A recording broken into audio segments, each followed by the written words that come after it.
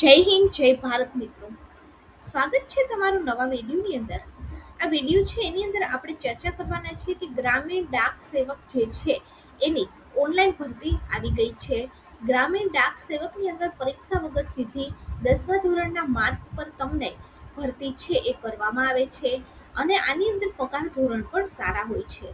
સરકારી નોકરીની આતુરતાથી રાહ જોઈ રહેલા લોકો માટે આ સમાચાર ખૂબ જ મહત્વના છે.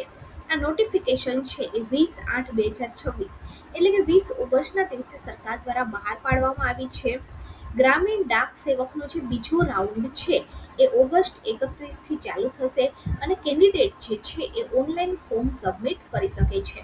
મિત્રો, વાત કરીએ તો આની અંદર નોટિફિકેશન નંબર આપેલો છે અને 20 ઓગસ્ટથી આ ઓનલાઈન ફોર્મ ભરાવાના ચાલુ થયા છે. આની અંદર ગ્રામીણ ડાક સેવક, branch post master, assistant branch post માસ્ટરની જગ્યાઓ છે એ છે અને તમે ફોર્મ ભરવા માટે આ જે લિંક છે https://indiapost.gov.in/gds ઓનલાઈન એન્ગેજમેન્ટ આના ઉપરથી ફોર્મ ભરી શકો છો. મિત્રો, વાત કરીએ તો અહીંયા ઉપર આપેલું છે કે તમે રજિસ્ટ્રેશન ક્યારે કરી શકો છો અને ફોર્મ છે એ કેટલા ટાઈમમાં ભરી શકો છો. હવે વન ટાઈમ રજિસ્ટ્રેશન કરવાનો જે સમય છે એ 31/8/2026થી લઈ અને 19/9/2026 સુધી છે. ત્યારબાદ તમારે તમારી ફી અને ઓનલાઈન એપ્લિકેશન ફી છે એ સબમિટ કરવાની છે. જે 2/9/2026થી લઈ અને 21/9/2026 સુધીનો સમય આની અંદર તમને મળશે. Registration application form including payment of the online, જે લોકોએ ઓનલાઈન ફોર્મ ભરવાનું છે એ લોકો 23 અને 24 તારીખ સુધીની અંદર ફોર્મ ભરી શકે છે.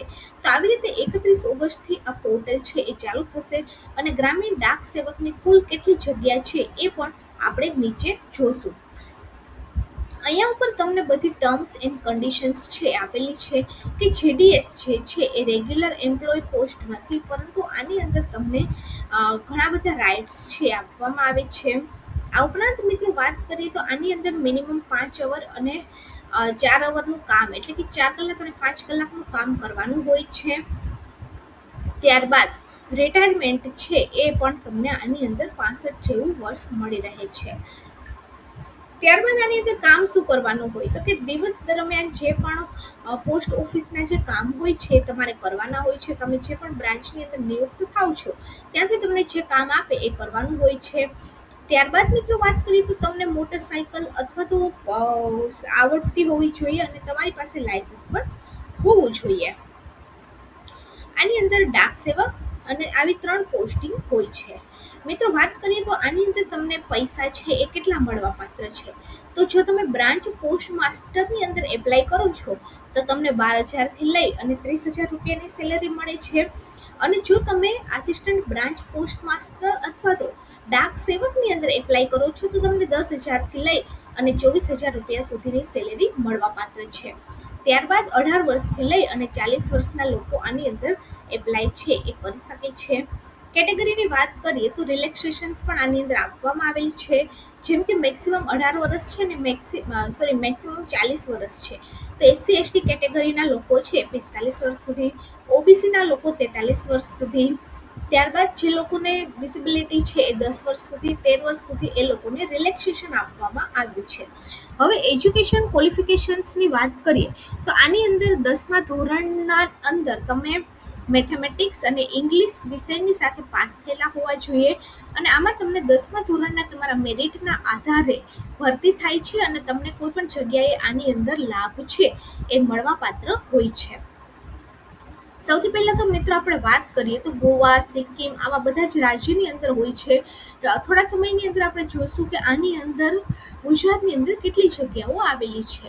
ત્યારબાદ કમ્પ્યુટરનું નોલેજ હોવું જોઈએ, સાયકલ ચલાવતા આવડતી હોવી જોઈએ અને બીજી પણ લાઇવલીહુડની ઓપોર્ચ્યુનિટી હોવી જોઈએ. આ બધા આની અંદર એલિજિબિલિટીના ક્રાઇટેરિયાસ આપેલા છે. ત્યારબાદ આખી નોટિફિકેશન્સ આપેલી છે. એપ્લાય કેવી રીતે કરવાનું તો કે એપ્લાય કરવા માટે સૌથી પહેલાં તો તમારે આ વેબસાઇટ ઉપર જવાનું છે. વેબસાઇટ ઉપર જઈ અને એનેક્સચર્સની અંદર આપેલું છે કે તમારે કઈ રીતે એપ્લાય કરવાનું છે અને ગ્રેડિંગ પદ્ધતિ આની અંદર આવી રીતે ગ્રેડિંગ પણ કાઢવામાં આવે છે. બધી જ વિગત તમને આ નોટિફિકેશન્સ છે એની અંદરથી મળી રહે છે. હવે આમાં તમારે કયા કયા ડોક્યુમેન્ટ્સ છે અટેચ કરવાના છે, તો તમારી માર્કશીટ, તમારું આઈડેન્ટિટી પ્રૂફ, કાસ્ટ સર્ટિફિકેટ, ત્યારબાદ ઈડબ્લ્યુએસ સર્ટિફિકેટ, ટ્રાન્સજેન્ડર હોય તો એ સર્ટિફિકેટ, ડેટ ઓફ બર્થનું પ્રૂફ, મેડિકલ સર્ટિફિકેટ અને સર્ટિફિકેટ કમ્પ્લીટ ઓથોરિટીનું એક સર્ટિફિકેટ. આટલા ડોક્યુમેન્ટ્સ આની અંદર તમારે પુરાવા સ્વરૂપે આપવાના હોય છે. મિત્રો વાત કરીએ તો પગાર ધોરણ જેમ આપણે વાત કરી એમ મેક્સિમમ 30,000 અને 24,000 સુધી મળવાપાત્ર હોય છે.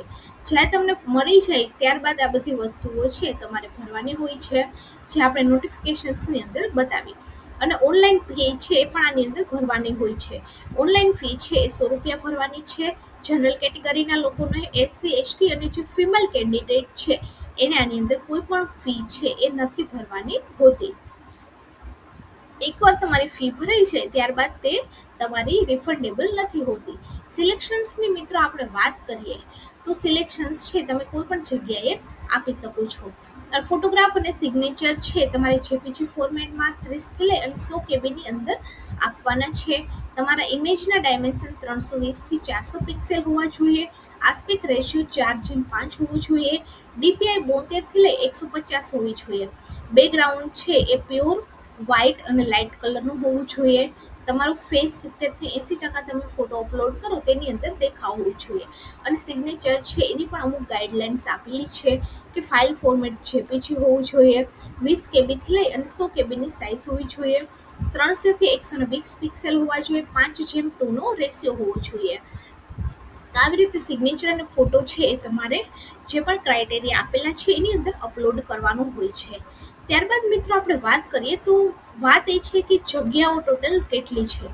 ગુજરાતની અંદર આપણે વાત કરીએ તો ગુજરાત અને દાદરા નગર હવેલીના લોકો ગુજરાત ભાષા આવડતી ફરજિયાત હોવી જોઈએ. ગુજરાતી ભાષા આવડતા લોકો જ આની અંદર એપ્લાય છે એ કરી શકે છે ગુજરાતની અંદર. અને બીજા રાજ્યની અંદર પણ આપેલું છે કે કેટલા લોકો આની અંદર અપ્લાય કરી શકે છે. હવે મિત્રો આની અંદર ડિટેલ એડવર્ટાઇઝમેન્ટની અંદર કઈ જગ્યાએ કેટલી વેકેન્સી છે હાલ નથી આપેલું, પરંતુ 37,000 જેટલી જગ્યાઓ ઉપર અત્યારે ભરતી છે એ થશે. અને ગુજરાતની અંદર આમાં કેટલી ભરતી થશે તે ટૂંક સમયની અંદર નોટિફિકેશન આવશે. તો 31 તારીખથી તમે પણ જો 10મા ધોરણના માર્ગ ઉપર સરકારી નોકરી મેળવવા માંગો છો તો આ ફોર્મ ભરી દેજો અને વિડીયોને વધારેમાં વધારે લોકો સુધી શેર કરજો, એટલે વધારેમાં વધારે વિદ્યાર્થીઓ આ યોજનાનો લાભ લઈ શકે અને સરકારી નોકરી મેળવી શકે.